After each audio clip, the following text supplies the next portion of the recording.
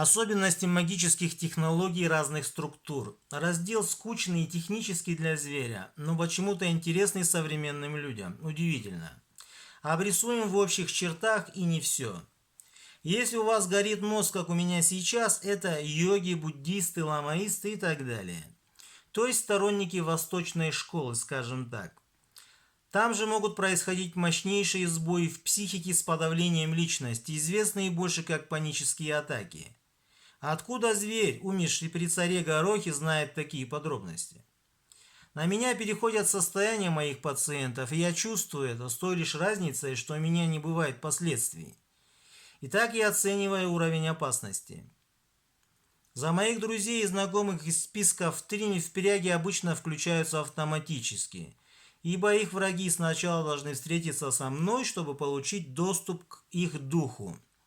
Именно дух управляет телом, хотя там все не совсем так, но и об этом поговорим чуть позже. Все описанные симптомы бывают, когда по вам работают спецслужбы мира, которые обычно заимствуют технологии у йогов. Та же схема была в СССР, когда при Ленине йогу преподавали вместо физры в школе. Далее обладатели писаний.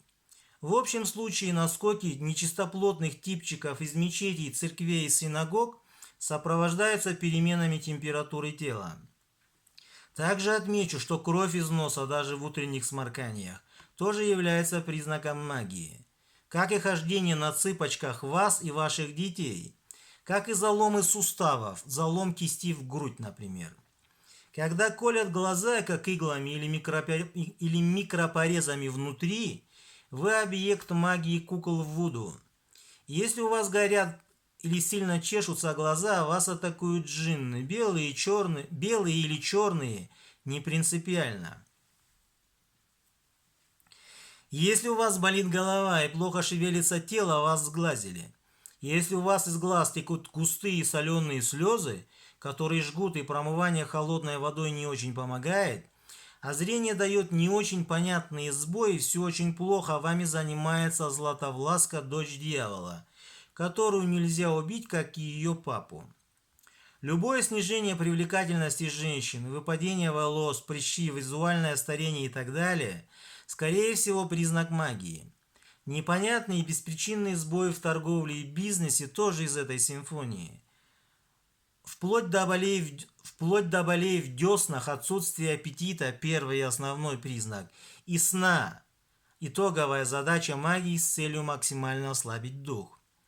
Хуже всего, когда ваши ремни не держат штаны, а резинки на трусах, шароварах, спортивных штанах постоянно ослабевают, заставляя вас все время подтягивать их. Здесь все плохо, и зверь может оказаться вне игры.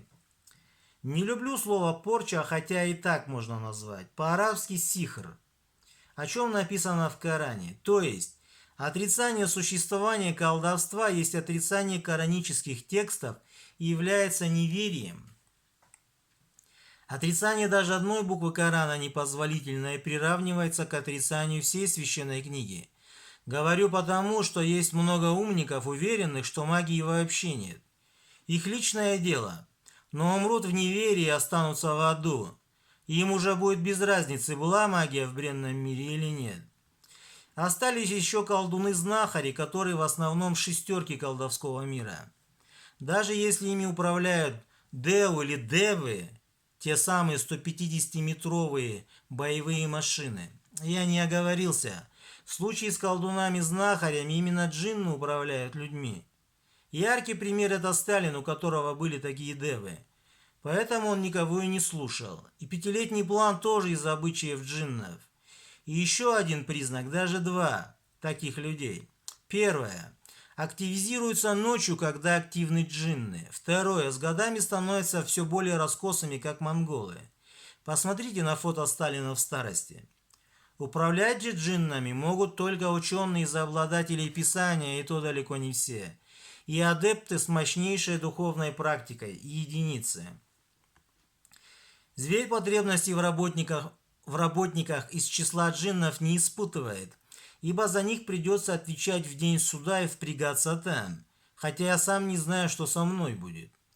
Халиф Умар, да будет доволен им Аллах, в свое время отказался назначить после себя наместником земли своего сына, сказав, что хватит одного из рода Хаттаба, кого в судный день приведут к Аллаху в кандалах. Ибо он, Умар, слышал, как пророк, да благословит его Аллах и приветствует, сказал, что если человек управлял в мире более чем 10 людьми, его в день суда приведут к Аллаху в кандалах, и не снимет эти оковы ничто помимо справедливости этого человека к его подчиненным. Жуть! Царьки, ау! Царьки-дурачки, липнущие к власти во все времена и у всех народов, что же с вами будет? Не говорите, что не слышали, если это слышал даже я, узнающий новости после всех. Пояснение. Впряги, шафагаты, в день суда 3, 4 и 5 уровней даются не всем, только за особые заслуги перед Богом. Наивеличайший шафагат о начале судного дня и легком суде, а также шафагат 2 уровня в введении в рай без допроса и подхода к мизану весам 70 тысяч мусульман, и каждый из них ведет также по 70 тысяч, доступен только хозяину зверя.